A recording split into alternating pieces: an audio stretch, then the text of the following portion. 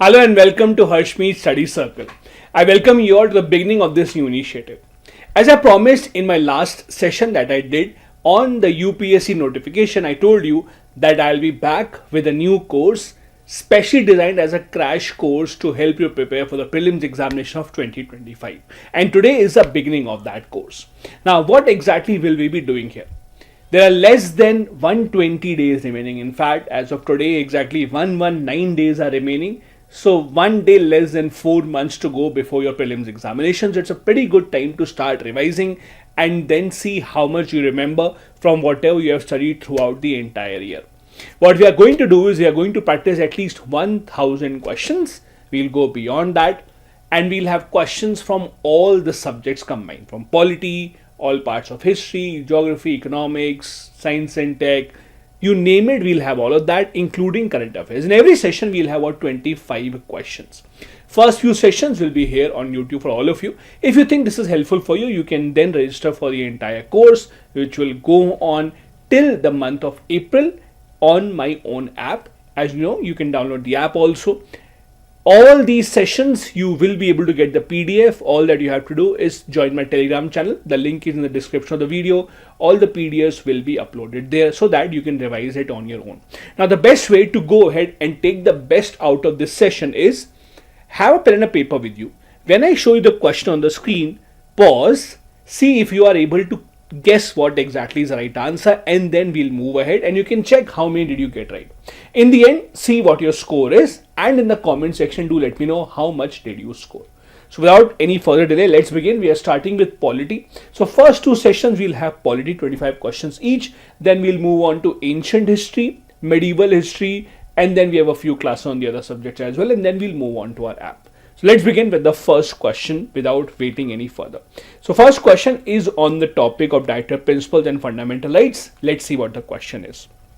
So the question says, with reference to directive principles in the Indian Constitution, consider the following. Number one, the DPSPs are enforceable in the court of law, unlike fundamental rights.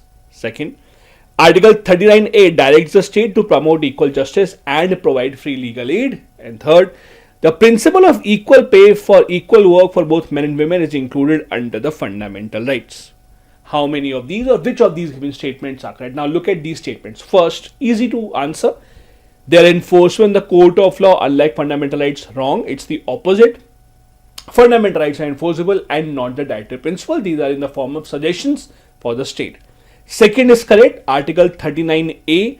Now, you don't have to remember all the directive principles article by article. That is more important for fundamental rights. But you should have a reading of it. So there are a few directive principles other which are important. They can be asked on article basis as well. This is one of those. Third is wrong. Equal pay for equal work for men and women is a part of directive principles and not fundamental rights. So third statement also is wrong. The answer here will be B.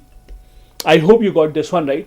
Do tell me in the comment section which is this directive principle, the third statement, which says that it should be equal pay for men and women for equal work. Which directive principle says this? The correct answer here is B, that is 2 only. Second question about emergency. Consider the following statements about emergency. Number one, the 44th Amendment 1978 restricted the scope of Article 356 by introducing judicial review. Article 356, as you know, is about President's rule. Second, during national emergency, the fundamental rights guaranteed under Article 19 are automatically suspended. And third, proclamation of financial emergency must be approved by both the Houses of Parliament within 2 months. First one. Now, is the order for emergency or proclamation for emergency subject to judicial review? Yes, it is. All the 3 types of emergencies that we have can be subjected to judicial review, means you can go to court against that. That is written in 44th Constitutional Amendment.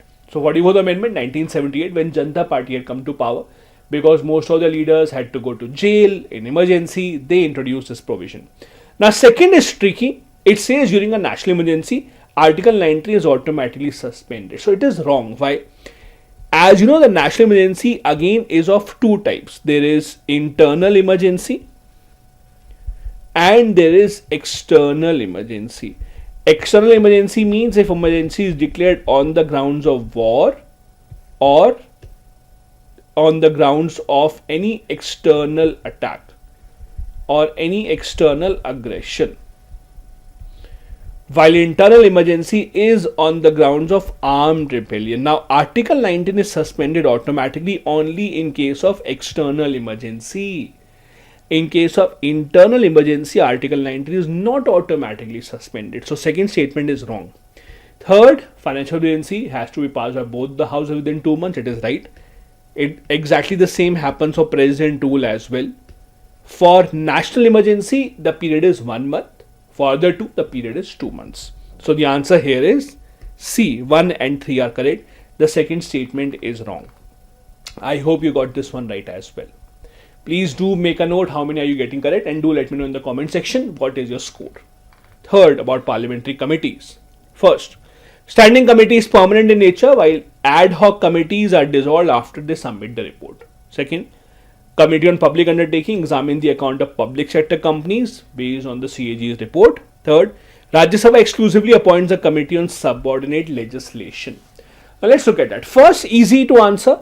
Standing committee, standing means permanent, ad hoc means only on a case-to-case basis. Ad hoc committees are dissolved as soon as they submit the report. So this is correct.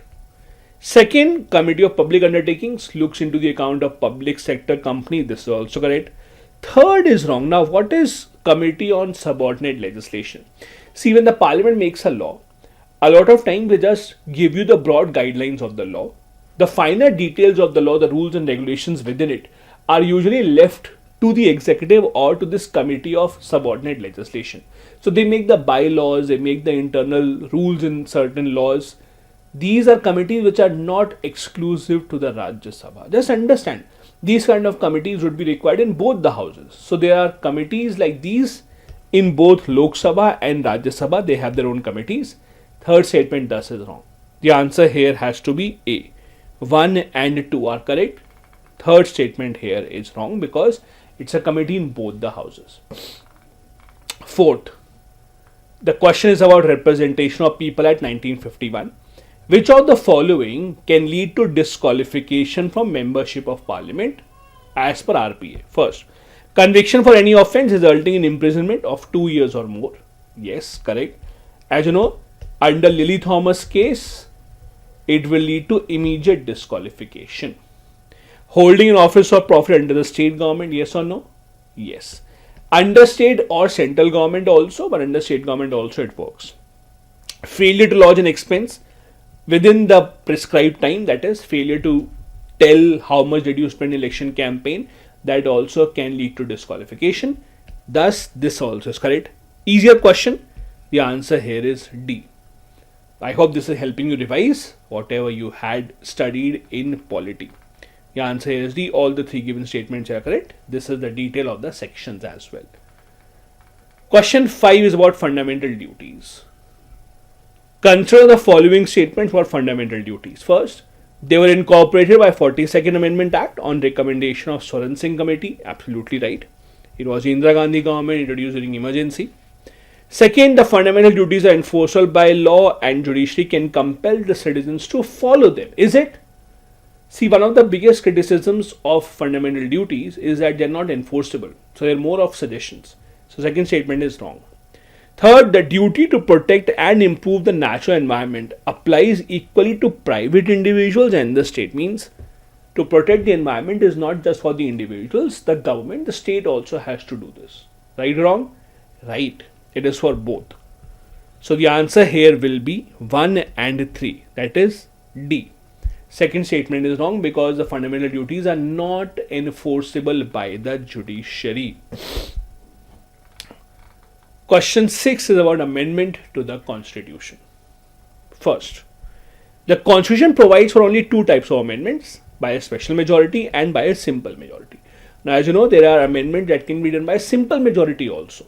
For example, adding or removing a legislative council in a state, creating a new state, renaming a state. These are certain things that can be done by simple majority. Now, when an amendment is done by simple majority, the implication is that these are not counted as constitutional amendments in the list of amendments. So first says that there are only two types of amendments. Is that right? No. There is one more type of amendment. As you know, if you want to change a federal feature of the constitution, then that amendment is amendment that requires special majority of the parliament, and it requires ratification by at least half of the states as well, like the GST.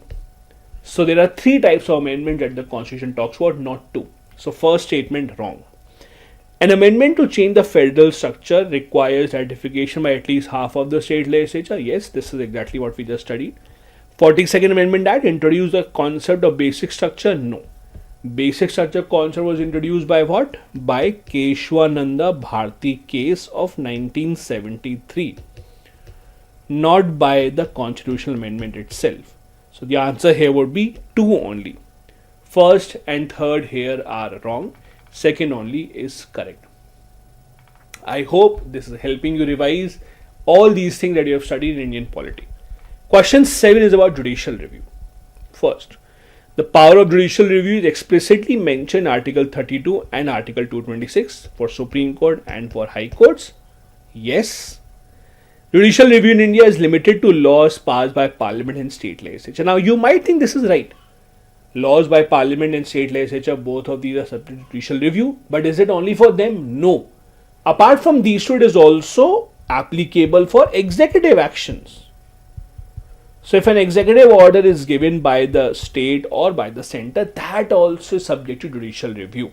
So second is wrong. Concept of judicial review was first established in India through Keshwananda Bharti case. No, it is much earlier. Cases such as the A.K. Gopalan case in 1950s, they themselves had established this idea of judicial review in India. So answer here is 1 only. Second and third here are wrong about judicial review. 32 article is about Supreme Court being able to issue writs, and Article 226 empowers the High Court to issue the same writs in India in order to protect our fundamental rights.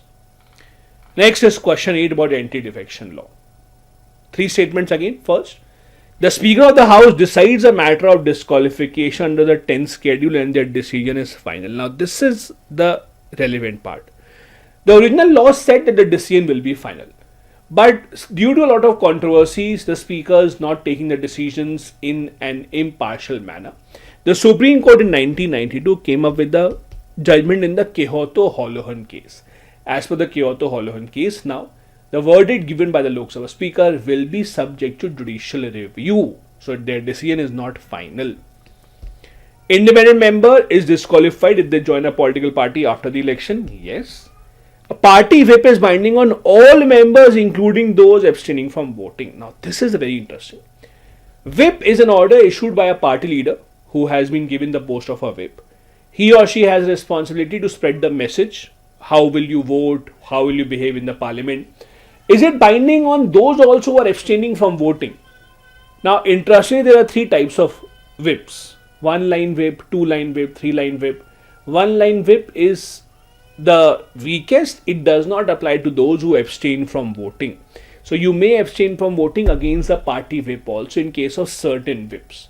It's very important. Please understand there is a 1-line whip, 2-line whip, 3-line whip. 3-line whips are the most stringent. 1-line whip are the easiest. So third also is wrong. The answer thus is 2 only. That is the second statement is the one that is correct. First and the third statements here are wrong. An important question here. Do remember this part as. Next is question number 9. Consider the following statements about the discretionary powers of the governor under the Indian Constitution. The governor can act in their discretion in reserving a bill for the president's consideration under Article 200.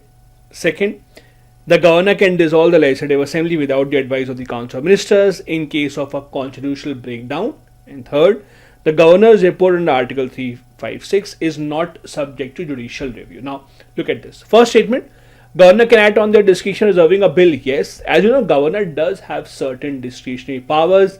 Unlike the President of India, that has not been given any discretionary powers in the entire constitution. Governor can dissolve the assembly without the advice in case of a constitutional breakdown, means in case of a president's rule. Yes, they can. Governor's report is not subject to judicial review. Now, governor's report means when the governor tells the president you should impose president rule, they say it's not subject to judicial review. Wrong. We just discussed all three types of emergencies are in fact a part of judicial review or are subject to judicial review. So the answer here will be 1 and 2. A is correct. Third statement here is wrong. I hope you got this one right as well. Next, question number 10. It's about fundamental rights and fundamental duties.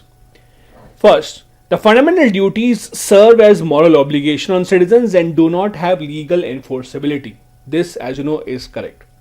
Fundamental rights and duties are mutually exclusive and cannot overlap. Now, cannot is a very strong term. Cannot overlap is wrong. They may overlap in certain cases. Violation of fundamental duties may lead to reasonable restrictions on fundamental rights. Now, this is interesting. Many people might get this wrong.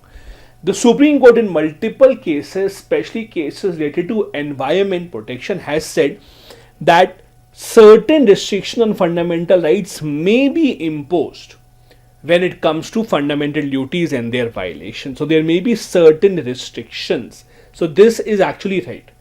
So you might not actually assume that all the fundamental rights are more important than duties and there is no correlation. In fact, there can be certain restrictions that may be imposed on fundamental rights for fundamental duties, especially with respect to environment.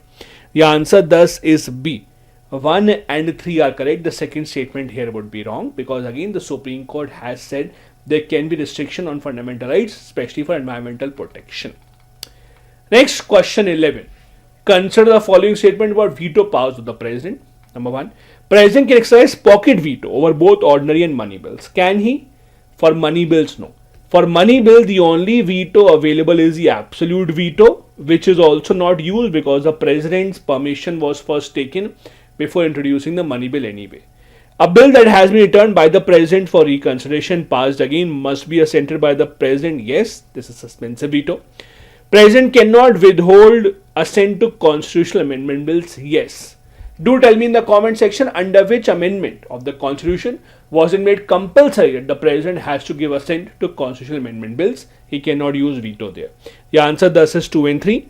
B is correct. First statement here is wrong. 2 and 3 are correct. Next, question 12 about citizenship. The Constitution provides for both single and dual citizenships based on discretion of the Parliament. Is it? No, we do not have dual citizenship. We only have single citizenship. The moment you take citizenship of any other country, your Indian citizenship will cease to exist. Citizenship by naturalization is granted if a person has resided in India for at least 10 years immediately preceding their application. No. As you know, it's a total of 12 years, 11 years out of the last 14 and 1 year continuously before applying. So total of 12 years, 12 months continuously before applying and then 11 years in the last 14 years you should have stayed in India. Second again is wrong. Constitution empowers the Parliament to regulate acquisition and termination of citizenship. Yes. This is under which the Parliament has made the Citizenship Act of 1955 under which citizenship provisions are maintained. So Parliament has the power to regulate that. So the answer here becomes B. 3 only here is correct. First and the second statements here are wrong. Next, question 13 is about writ. First, writ of certiorari is issued to quash an order issued by the subordinate court lacking jurisdiction. Yes, this is what certiorari and prohibition are. Writ of prohibition can be issued against judicial and administrative authorities. Yes, both of them correct. Writ of habeas corpus can be suspended during national emergency. No. Under national emergency, as per the 44th Amendment, writ of habeas corpus cannot be suspended because understand this. When Indira Gandhi government imposed emergency, most of the opposition leaders were sent to jail. So when they came out and they formed the Janata Party government, they made a lot of important changes in the emergency law. One of these was to make it very difficult now for emergency to be imposed and for the rights not to be suspended. So habeas corpus cannot be suspended means even during national emergency, if a person is arrested without any reason, the person still has right to go to court and get habeas corpus issued. So the answer here is A, 1 and 2 are correct. Habeas corpus cannot be suspended even during emergency, which is what the 44th Amendment has clarified now going forward. Next is question number 14 about parliamentary privileges. Which of the following statements is correct? They are codified and defined in detail in the Indian Constitution. No member of parliament can be arrested in a civil case during a session of the parliament. And third, breach of privilege may result in punishment imposed by the house concerned. Now, look at the words very carefully. They are codified and defined in detail in the Constitution. No. So, they are written in the Constitution. For example, Article 105 talks about it. However, they are not given in detail. Most of these are based on parliamentary conventions. So they are mentioned in the Constitution a bit but not in detail. So the first statement is wrong. No member of parliament can be arrested in a civil case. Absolutely correct. Even 40 days before, 40 days after the session, they cannot be arrested, only in a civil case. Breach of privilege may invite punishment. Yes, there have been members of parliament that have been punished because of breach of their privileges. The answer thus is B. 2 and 3 here are correct. The first statement here is wrong. Article 105 for members of parliament, 194 for state legislatures do talk about parliamentary privileges but not in detail. Question 15. With reference to federalism in India, consider the following statements. Number 1. India follows a dual polity with a clear separation of powers between the union and the states. Now, is it a clear separation of power? Yes, because we have the 7th schedule of the Constitution that gives a union list, a state list and the concurrent list, based on which we can justify that there is a clear separation of powers. Constitution empowers the parliament to legislate on matters in the state list during a national emergency. Yes, there are other circumstances as well in which the parliament can make laws on the state list, like if there's president rule, 2 or more states request, if it's a matter on which India has already signed an international treaty or agreement, or if Rajya Sabha, using its special powers, empowers the parliament. In all these circumstances, parliament can make a law on the state list as well.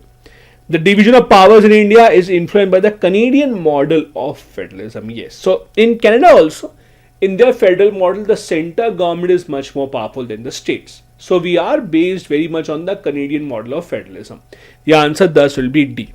All the 3 given statements here are correct. I hope you got this one right as well. Next, question 16 is about judicial appointments.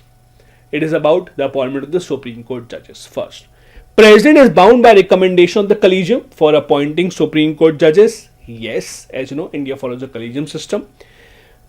Person must have served as a High Court judge for at least 10 years to be eligible for the appointment of the Supreme Court. Now, this is one of the eligibility criteria, but not the only one that is compulsory.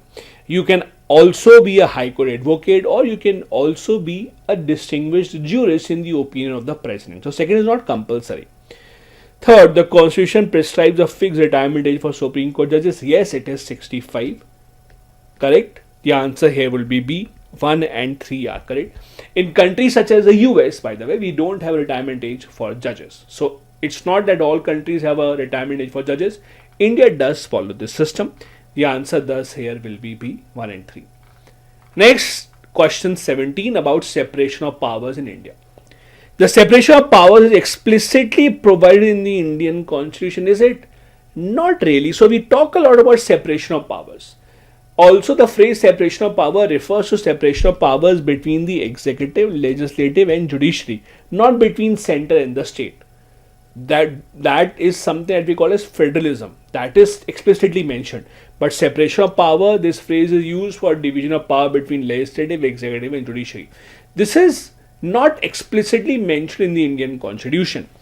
Executive is accountable to the legislature in India, means the ministers are accountable to the parliament, they can be removed, which demonstrates the principle of fused powers. Yes.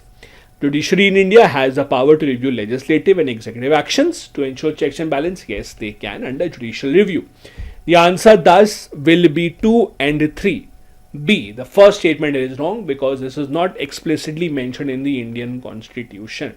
We do have Article 50 under Directive Principles that talks about separation of judiciary from executive, but it does not specifically contain the phrase separation of powers as a doctrine.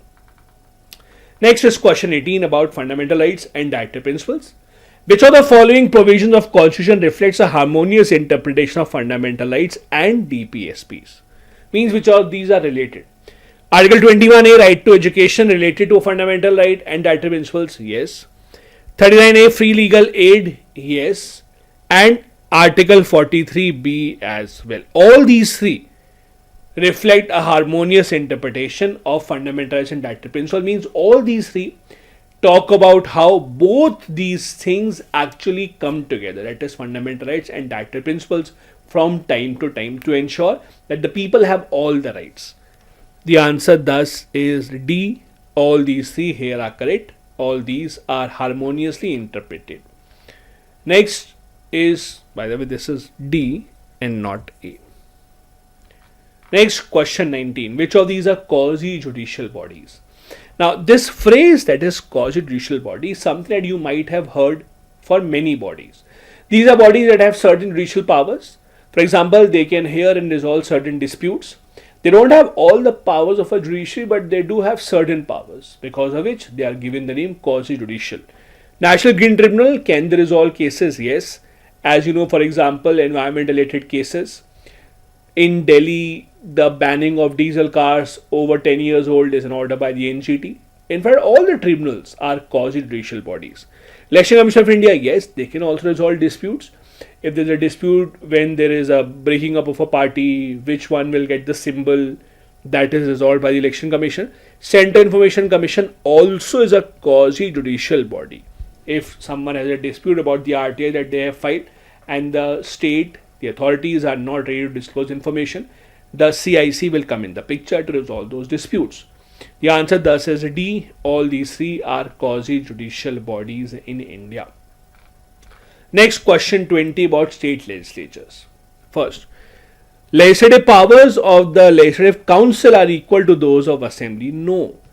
Legislative Council, that is the upper house in the states, are much less powerful, much weaker. Governor cannot dissolve the Assembly without recommendation from Council of Ministers. Under certain circumstances, means the government is in power, they have the majority. In such circumstances, yes, the government cannot dissolve the Assembly. But if there is president rule situation, or if the majority in the lower house has been lost, then yes, the governor can dissolve the Assembly even without the recommendation. So second also is wrong. Constitution provides for uniform structure of legislature across all the states. No, as you know, only 6 states in India have a legislative council. So there is no uniform structure. UP, Bihar, Karnataka, Andhra Pradesh, Telangana, Bihar, Maharashtra, these are the 6 states that have a legislative council as well. So there is no uniform structure in the states. The answer thus is D. All the 3 given statements here would be wrong, because all the 3 have certain exceptions. Question 21 is about union territories. 1. The president administers all the UTs directly through an administrator. Is it? No. So UTs that don't have a legislature, like Delhi, Jammu, Kashmir, Puducherry, have their own legislature.